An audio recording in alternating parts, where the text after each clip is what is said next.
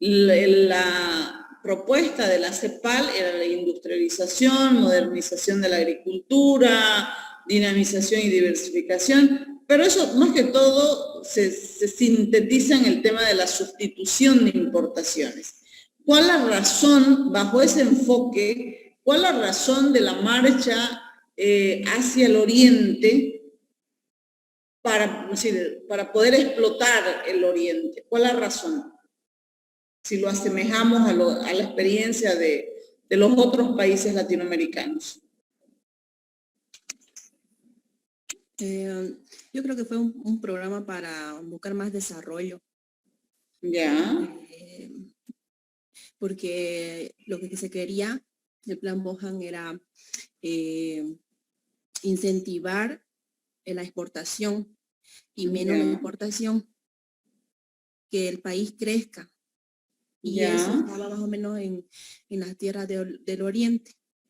¿Por qué razón? Porque nosotros tenemos el gran potencial de en este caso de la agricultura, la pecuaria, porque éramos importadores de productos de la canasta familiar, ¿ya? Entonces, eso es lo que nosotros tenemos que ver, el tema de la similitud.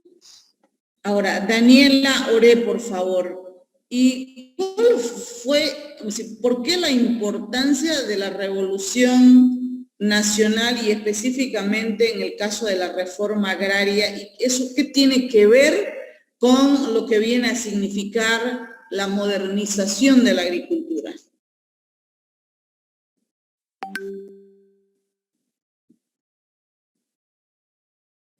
Daniela.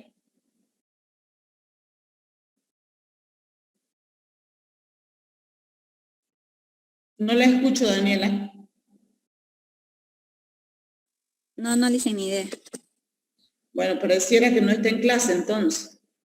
A ver, Rojas Vidal Jesús, por favor, habilite su cámara.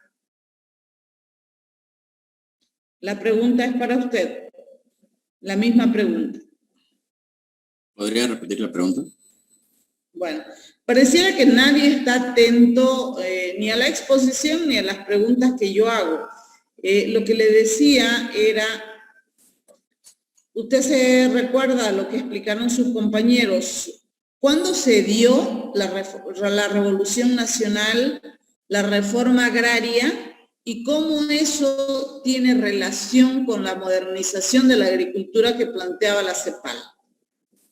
La revolución se dio en el año 1952 y ha ido porque con la revolución agraria se liberalizaron las tierras y se pudo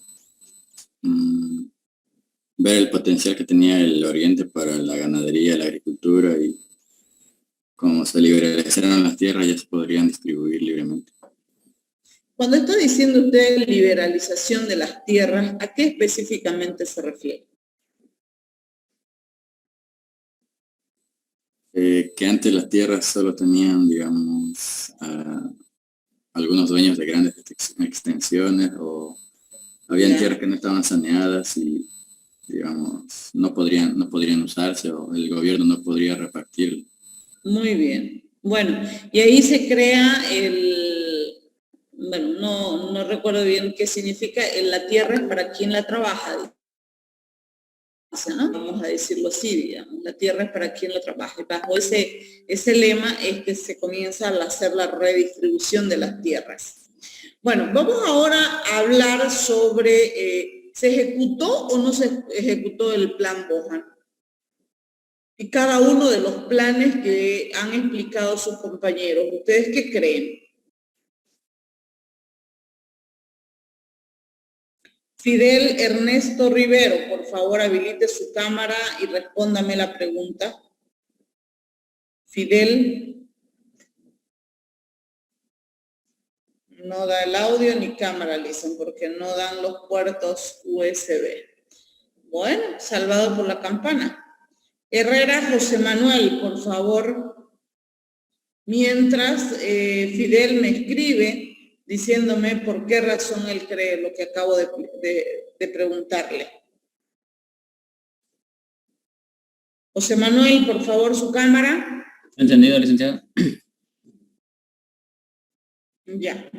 La misma pregunta que acabo de hacerle a su compañero, que no tiene audio ni tiene cámara.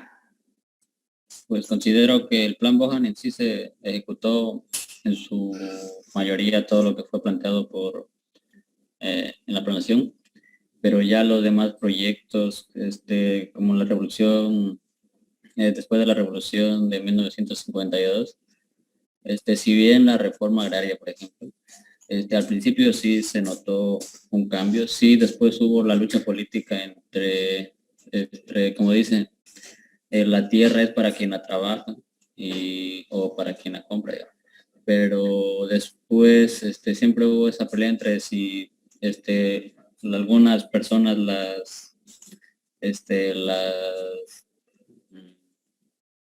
eran dueñas de grandes extensiones sin necesidad de trabajarlas, digamos. Pero por ejemplo, ese es algo que falló en la revolución de 1952, que no fue 100% protegido por el Estado.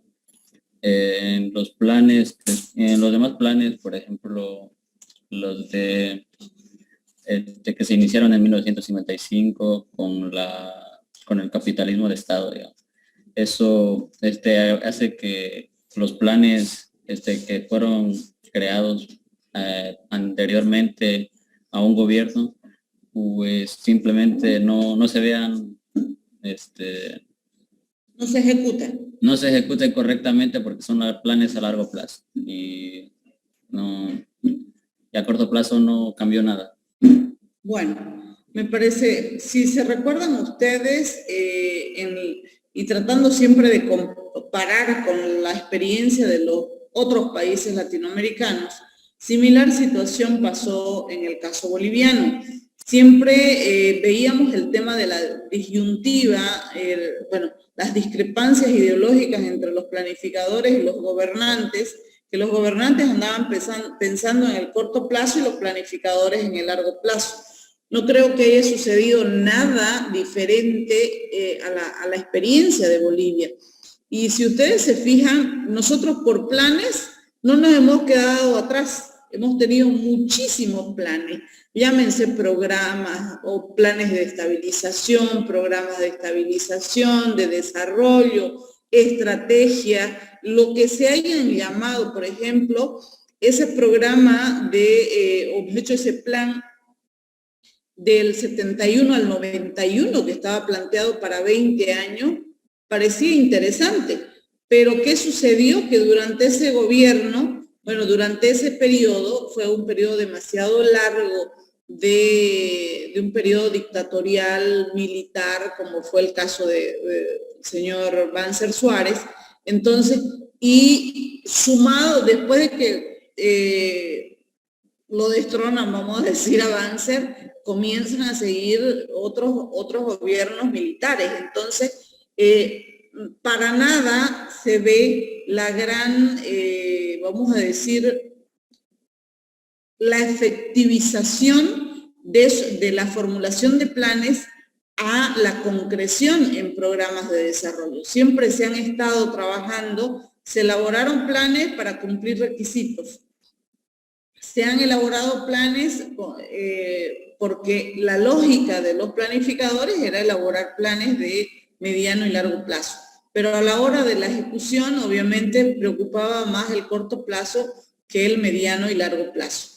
Es importante rescatar el periodo de gobierno del señor Hernán Siles Suazo, donde todo el mundo aplaude la recuperación de la democracia después de todo un periodo tan largo de periodos dictatoriales, gobiernos de facto que se conocen, pero ¿qué fue lo grave, digamos, no? Y se planteó un programa de rehabilitación, pero ese programa no fue posible ante la catástrofe que tuvimos que vivir como Bolivia, no solamente por el proceso hiperinflacionario, por las medidas populistas que se habían implementado, pero además de eso, un fenómeno natural que fue la sequía, y entonces eso llevó a la economía nacional a una situación de crisis total que fue en 1984. Entonces, el periodo del 82 al 84, no nos olvidemos que fue un periodo bastante populista.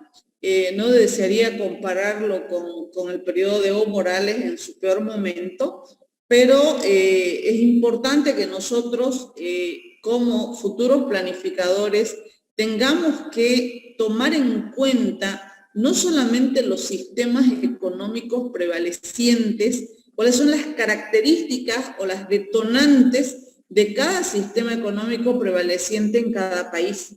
Y a eso hay que sumarle la rigidez o la flexibilidad de los gobiernos que en ese momento están, digamos, ¿no?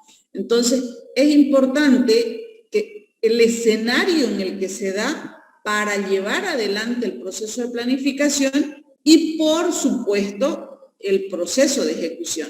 Entonces, si ustedes se van dando cuenta, hasta el periodo de 1984, que fue la conclusión del periodo o el mandato de Hernán Siles Suazo, acompañado de Jaime Paz Zamora, fue constantes periodos de gobierno que sí formularon planes de desarrollo, como se hayan llamado. Pero ¿cuál es el grave problema?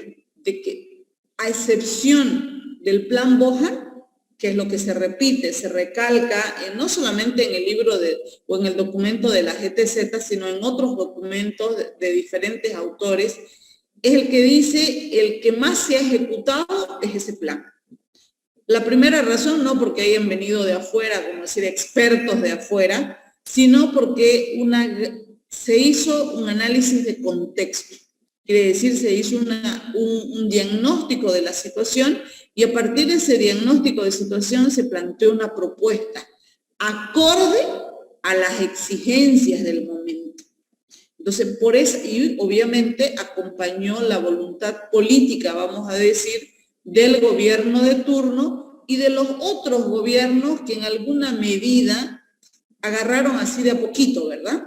Entonces, yo creo que lo que debemos rescatar de las experiencias pasadas, no solamente de esas épocas, sino de las recientes, es que nuestros gobiernos de turno hacen planes de gobierno, no hacen planes de Estado.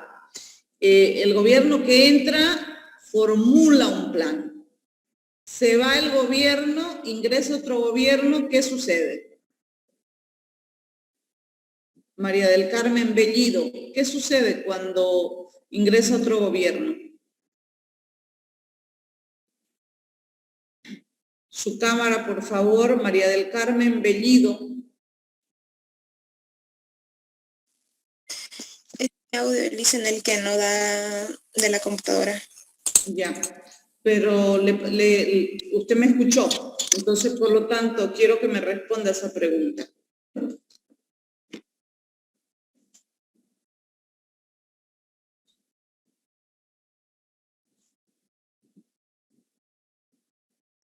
Usted me dijo que ¿qué sucedía cuando un gobierno sale, no es así?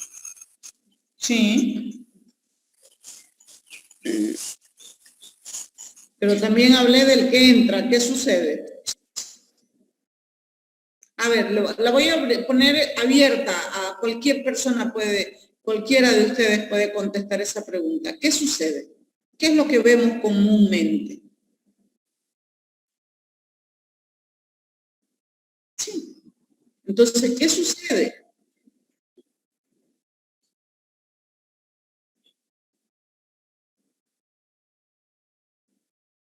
Sí, y eso. Entonces, ¿qué es lo que sucede? Los planes son de los gobiernos, no los planes de Estado, que es muy diferente.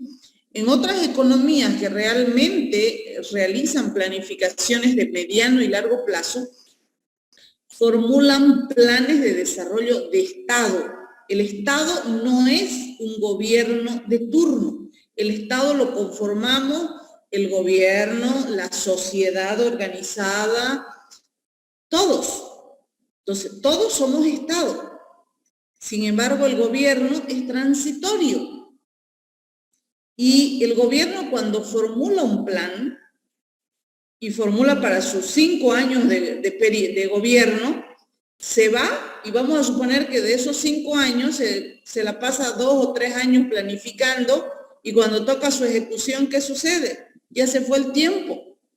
Y llega otro gobierno y ¿qué es lo que dice? Eso ya no sirve, nada que ver, no lo hicieron re mal.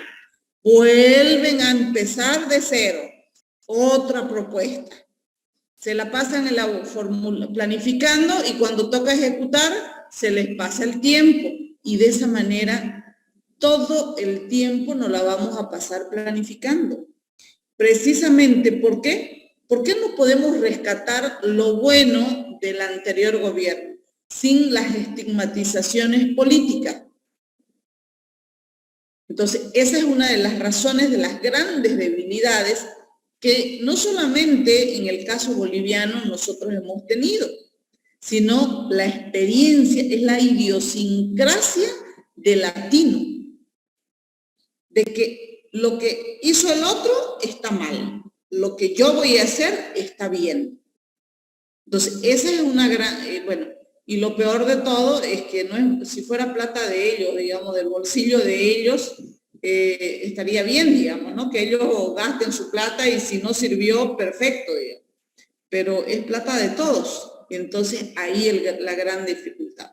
Bueno, ahora sí lanzo a ver qué observaciones, opiniones, complementaciones quisieran hacer en relación al punteo, porque fue como un punteo de los planes que datan de hace más de un siglo y que obviamente, no más de un siglo, sino un siglo, que realmente ha tenido el caso boliviano.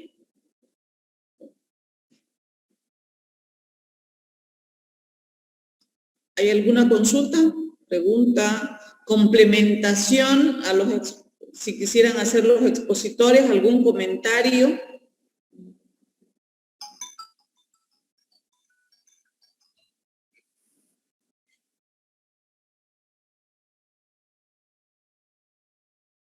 Ya.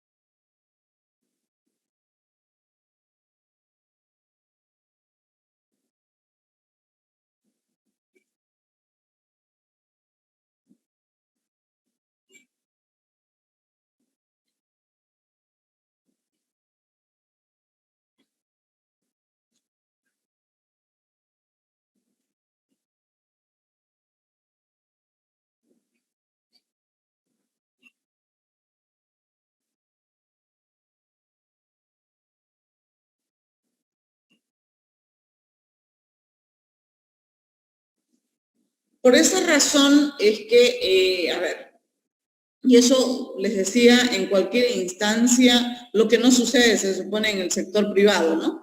En todas las empresas públicas o instituciones predomina el populismo, ¿ya? Entonces, más que la responsabilidad. Entonces, cuando la prioridad es el populismo, ¿qué quiere decir el populismo? Yo quiero ser popular, yo quiero que todo mundo me apoye. ¿Y cuál es el grave problema, digamos? La campaña pasó. Cuando yo asumo ya, vamos a decir, el cargo como tal, ya no debería ser el presidente de los izquierdistas o de los derechistas o del no sé qué sector. Es el presidente de los bolivianos.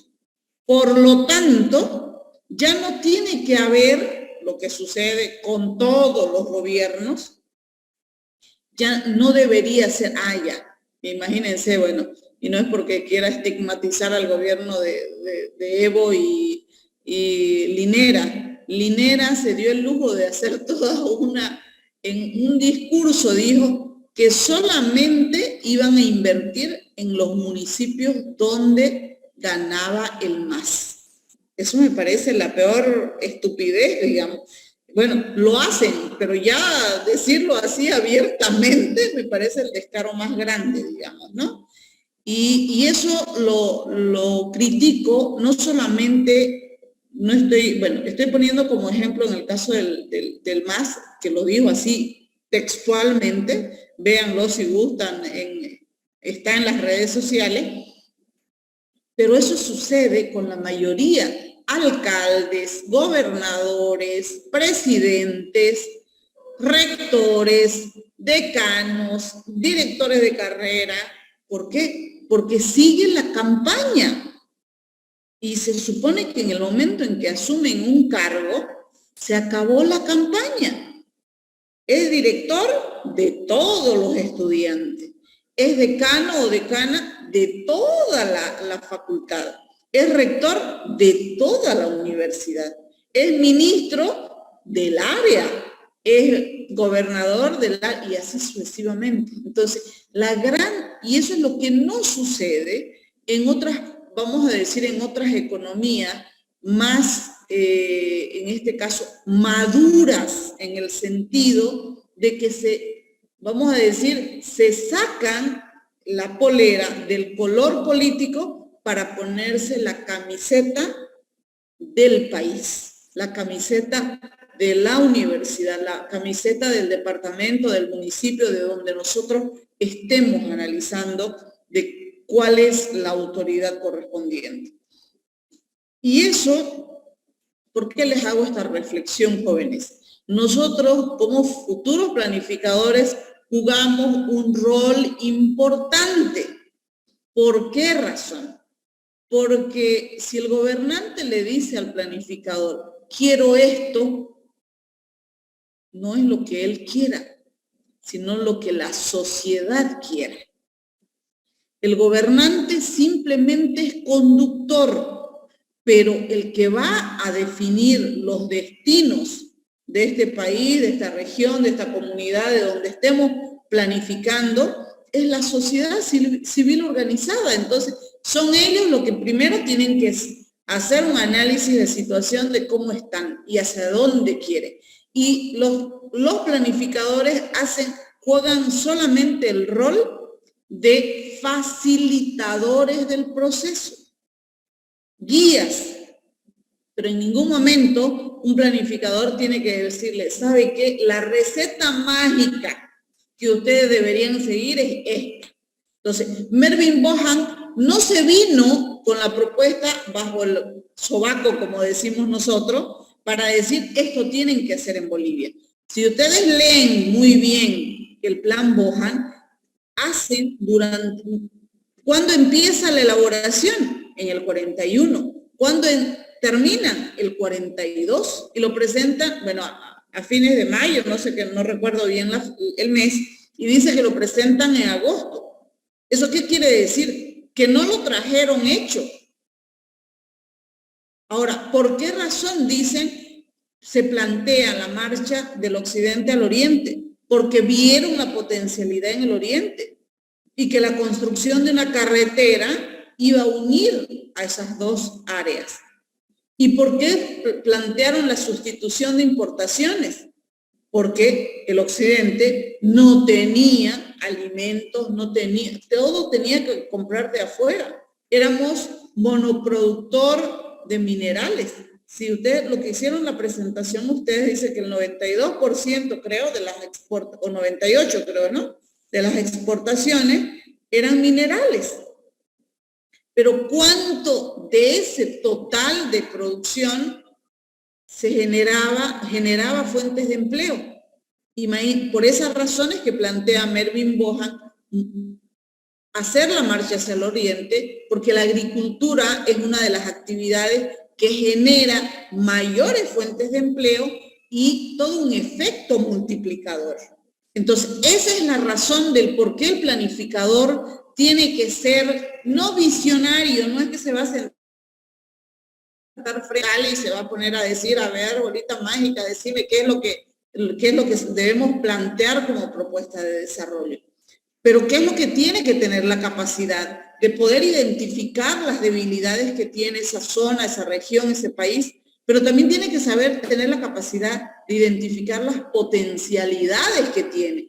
Y esa fue una de las razones importantes de Mervin y su misión de poder identificar que Santa Cruz tenía no solamente las tierras, sino que tenía lo que se denominó en su época, y por eso Camiri siempre dijo, es la capital del oro negro, que era el petróleo.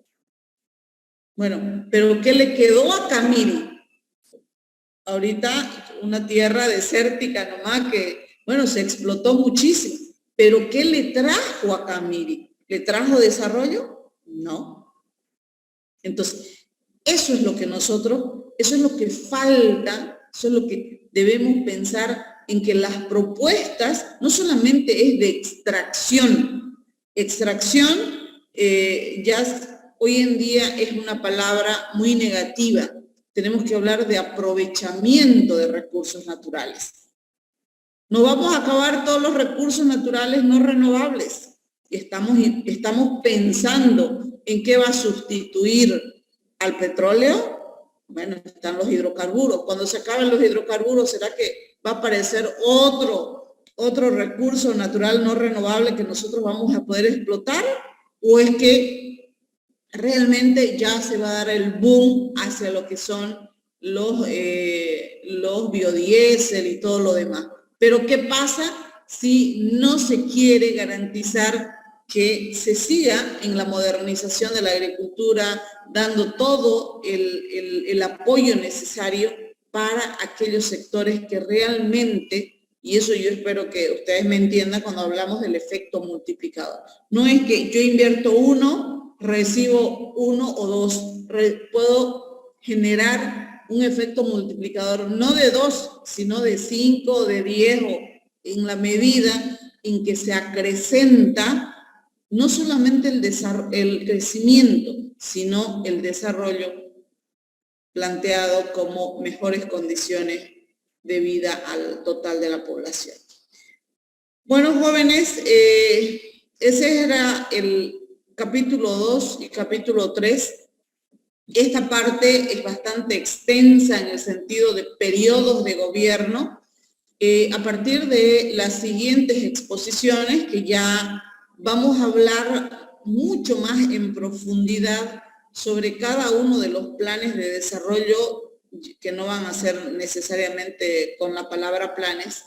La siguiente exposición de la próxima clase nos van a hablar sobre el periodo de gobierno el último periodo de gobierno del señor Víctor Paz Estenssoro, por cómo se planteó la nueva política económica. Todo el mundo durante el gobierno de Evo Morales se ha estigmatizado al decreto supremo 21060,